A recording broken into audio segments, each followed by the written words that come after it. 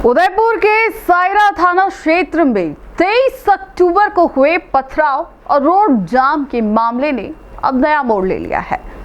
जिस घटना को लेकर बाप पार्टी सड़क पर उतरी, धरना प्रदर्शन किया, अब उसी पार्टी के नेता अपनी ही मांगों से पलटते दिख रहे हैं। पार्टी के पदाधिकारी कांतिलाल रोत ने खुले तौर पर 1 करोड़ रुपए के मुआवजे की मांग को गलत बताया है। वहीं मृतक के परिजनों ने भी खुलासा किया कि उन्हें शव उठाने से रोका गया था। सायरा थाना क्षेत्र में हुई इस पूरी घटना की शुरुआत एक सड़क हादसे से हुई थी। हादसे में एक युवक की मौत के बाद बाप पार्टी के पदाधिकारी और स्थानीय लोग शव को लेकर हाईवे पर बैठ गए। उन्होंने पुलिस प्रशासन से 1 करोड़ रुपए मुआवजे की मांग व कार चालक को मौके पर लाने की मांग रखी और सड़क जाम कर दिया। इसी दौरान जब पुलिस समझाइश करने व हटाने पहुंची तो स्थिति बेकाबू हो गई। आक्रोशित लोगों ने शव को भी अपने कब्जे में रख लिया और हाईवे पर रखकर प्रदर्शन करते रहे। बाप पार्टी के पदाधिकारियों का कहना है कि वे संविधान से चलते हैं, लेकिन जब बाप पार्टी के पदाधिकारियों से पूछा गया है इस तरह शव को लेकर हाईवे जाम करना क्या संविधान में आता है, तो क्या कुछ कहा बाप नेता कांतिलाल रोत ने, आप भी सुनिए। कि हमेशा बीएपी हमेशा संविधान की बात करते हैं और संविधान के हिसाब से ही चलते हैं बीएपी। तो इसमें एक ये था कि जिस तरीके से वो रोड जाम किया गया 8 घंटे तक, क्या वो संविधान के दायरे में था? मुझे हंसी आ रही है, सुनिए, मुझे हंसी इसलिए आ रही है कि बीएपी के झंडे थे, बीएपी के बैनर थे, नहीं थे। वहाँ पे जो लोग बैठे हुए हैं, सुनिए वहाँ पे बीएपी के मेरी बात सुनिए, वहाँ जो लोग बैठे हुए हैं, प्रथम वीडियो देखिए, एक महिला है, खून का बदला खून बोल रही है, तो वो बीएपी की थी क्या? वहाँ अन्य समाज के लोग बैठे हुए हैं, सारे बीएपी के थे क्या? जो वहाँ पे धरना दे रहे हैं सारे बीएपी के थे? नहीं थे। और वहाँ में आप सुनिए उसके बाद में मैंने देखा है यहाँ के वीडियो, कांग्रेस बीजेपी के लोग कह रहे हैं हमने तो समझौता करवा दिया था, बाद में ये लोग आ गए। इसका मतलब ये है कि प्रथम दृष्टान में रोड जाम करने वाले कांग्रेस और बीजेपी के लोग थे। उन्होंने बीज रोपा और फिर कुछ समय बाद में दूसरे लोग आए और डॉक्टर राम मीणा वहाँ राम मीणा वहाँ उनकी मिसेज शायद वहाँ सर्विस करते गोगुंदा के आसपास, उनको छोड़ लेने गए थे। 3:30 बजे के आसपास पहुंचे तो उन्होंने चुनाव लड़ा था और कुंभल के कुछ लोग आए थे। उन्होंने कहा डॉक्टर साहब आप आइए बैठिए, तो चुनाव लड़ा था। वो बीजेपी का नाम नहीं लिया, वो एक मानवता के कारण वहाँ बैठे, वहाँ सारे लोग बैठे हुए थे। तो बीजेपी को इस आंदोलन में घसीटना, बदनाम करना, ये मैं से उसका खंडन करता। नहीं सर, वो बात ये होती है कि आप जिस संगठन से जुड़े होते हैं, जिस पार्टी के साथ जुड़े होते हो और उस पार्टी के आप नेतृत्व करते हो और आप कहीं जाके रोड पे बैठते हो, हाईवे जाम करते हो, तो बात तो उनके ऊपर आएगी ना। नहीं, ऐसा है कि मान लीजिए कि आज यहाँ पर जो जाम आप जो प्रदर्शन हो रहा है, वो प्रदर्शन किसी पार्टी का आह्वान नहीं है। मैंने क्या लिखा है, कांति भाई आदिवासी परिवार बिल प्रदेश लिखा है और आह्वान किया है। मैं यहाँ चाहता लिख सकता था संस्थापक आदिवासी पार्टी, मैंने नहीं लिखा। मैं जहाँ भी जाता हूँ जहाँ सामाजिक मुद्दे होते हैं, जहाँ कांग्रेस बीजेपी कम्युनिस्ट और दूसरी अन्य पार्टी के जो लोग हैं वो सारे आवे और सारे संविधान के तहत डिमांड रखें। आज हमारे साथ में हो रहा है, कल आपके साथ में होगा, तो हम लोग ये पार्टी के झंडे खोटी टांग के आते हैं और जहाँ चुनाव लड़ना होगा निश्चित रूप से हम लोग झंडा पकड़ लेंगे अपने। देखिए 1 करोड़ रुपया न तो मैं दिला सकता हूँ, ना आप दिला सकते हैं, ना ये जिला प्रशासन दिला सकता है, ना आपका हमारे भजनलाल जी मुख्यमंत्री दिला सकते हैं। 1 करोड़ रुपया बहुत बड़ी बात। ये जो 1 करोड़ रुपया का जो बात चली है वो कहने में अच्छा लगता है लेकिन करने में नहीं है। तो जो आपका एरोप्लेन जो क्रैश हुआ है अहमदाबाद में, उनको मिला, वो बात अलग है कि वो कंपनी बड़ी है। और यहाँ पे लास्ट 50 लाख रुपये उदयपुर के अंदर मिले हैं और जो आपका क्रिमिनल धर्म वाला हुआ था उसमें अपन उसमें नहीं जाना चाहते और उसको सरकारी नौकरी भी मिली है। तो सरकार से अगर गलती होती है तो सरकार क्या मुआवजा देगी, वो सरकार तय करेगी। लेकिन जो गलती हुई है वो एक निजी कार से हुई है, तो निजी कार वाला भी व्यक्तिगत तौर से कुछ आर्थिक सहायता दे सकता था, उसके बाद में उसका इंश्योरेंस जो होता है पकता है उस आदमी की उम्र के हिसाब से वो मिलता है। तो जो 1 करोड़ रुपए की बात तो मेरे गले भी नहीं उतर रही है, किसी गले नहीं उतर रही है। जो 1 करोड़ दिलाएंगे ऐसा कहने वाला कोई व्यक्ति हो तो वो व्यक्ति हमारे सामने प्रस्तुत किया जाए, हमसे पूछेंगे उनसे। सबसे बड़ी बात यह रही कि जिस तरीके से बाप पार्टी विरोध प्रदर्शन कर रही है वो सिर्फ सरकार को घेरने का एक प्रयास है। जिस मृतक के पक्ष में ये जो विरोध प्रदर्शन किया जा रहा है, इस मृतक के परिजन ही शामिल नहीं हैं। इस सवाल में रोत ने कहा कि हमारा काम है निर्दोष को न्याय दिलाना। जब मृतक के परिजनों का ही इस विरोध को समर्थन नहीं मिल रहा है तो साफ तौर पर जाहिर होता है कि यह विरोध प्रदर्शन सिर्फ अपनी राजनीति को चमकाने का अवसर है। इस पूरे घटनाक्रम में परिवार के लोग कहीं नजर नहीं आया। तो जो पीड़ित लोग हैं उन लोगों को तो पुलिस ने डरा दिया है।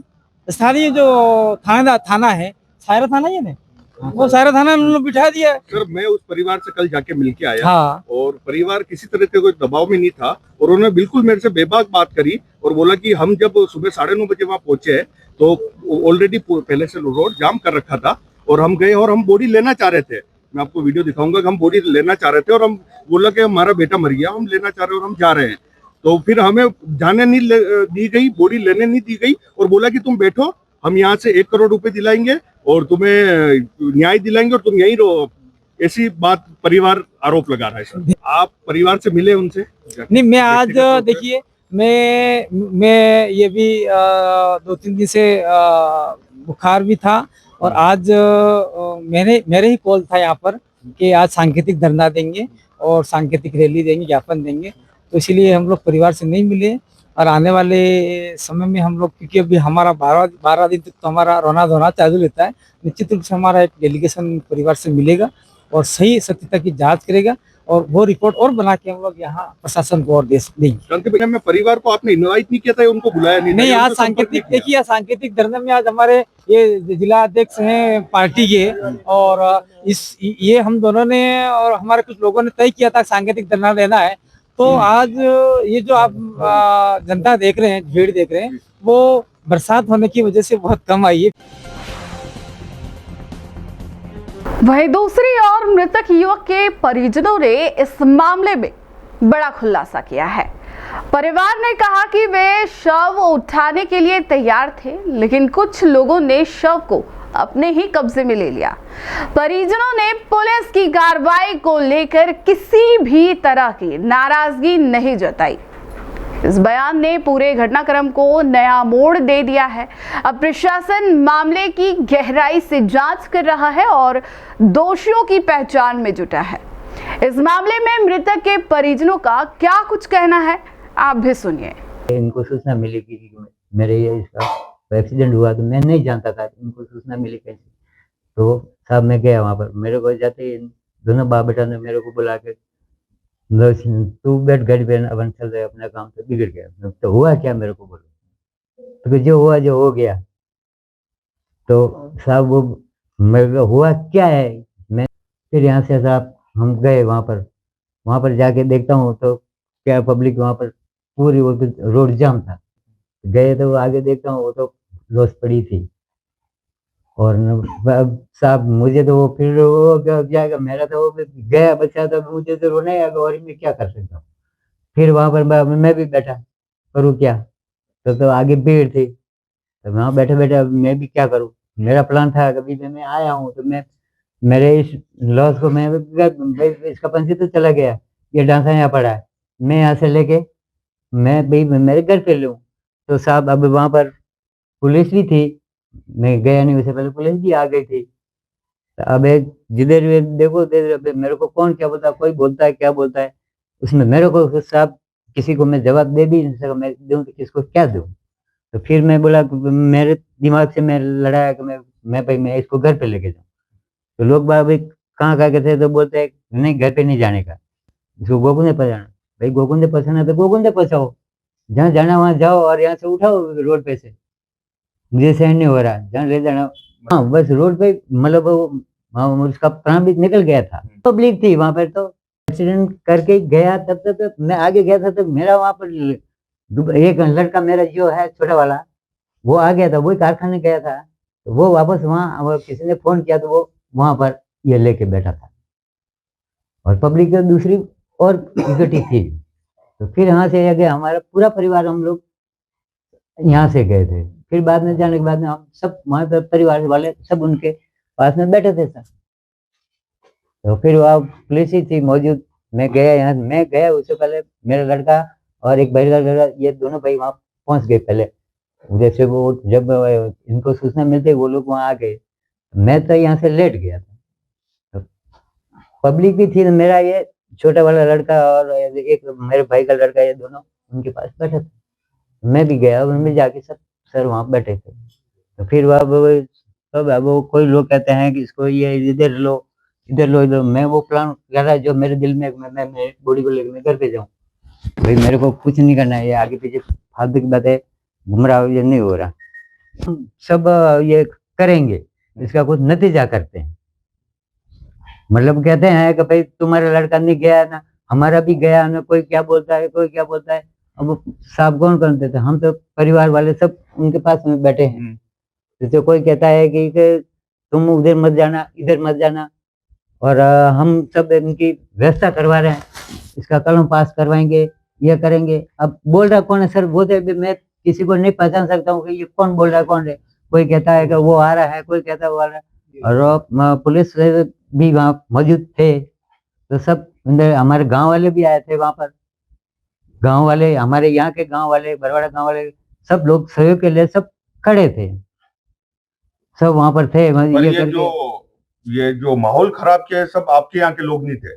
यहाँ के लोग नहीं थे सर, तो हम लोग हमारे जहाँ परिवार के मामा के। अब कहीं से माहौल खराब करने वाले कहीं से आए, कहीं से नहीं आए, अब उसको सब मैं पहचानता नहीं। सब कहते हैं तुम्हारा भाई गया था, हमारा भी भाई गया। अभी सबके कौन कौन कहते हैं, बाहर वाला को किसने बुलाया, अंदर वाले को, यहाँ के लोग कोई नहीं थे सर।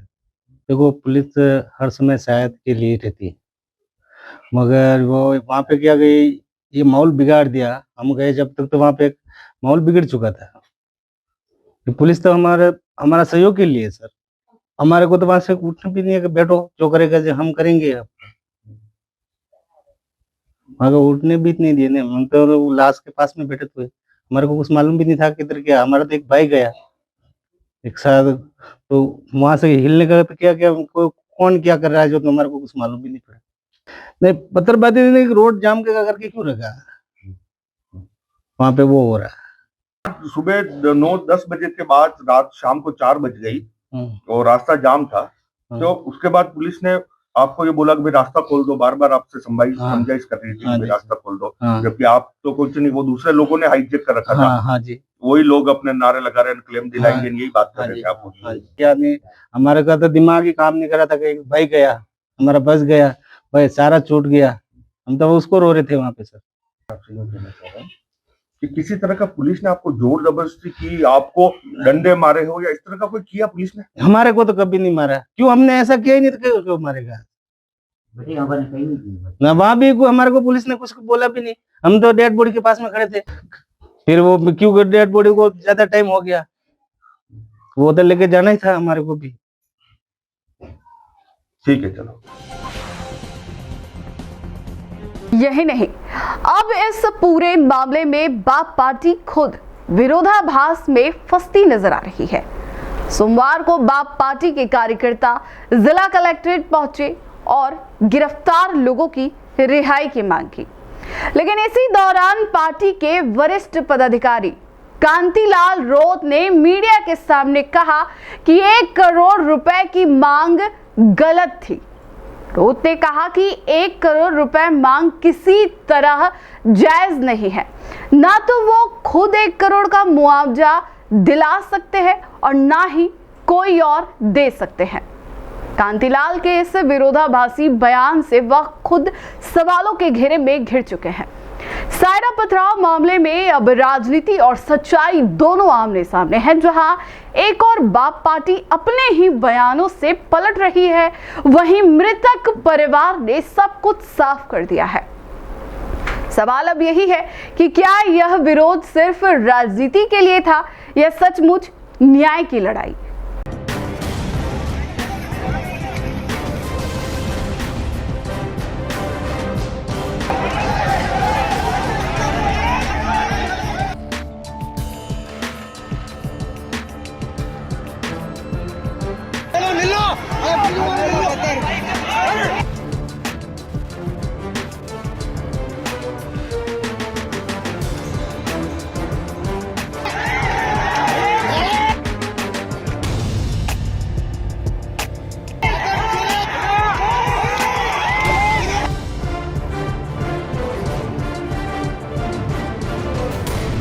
ही काफी पुलिसकर्मी चोटिल हुए, 10 से अधिक पुलिसकर्मियों को चोटें आई हैं।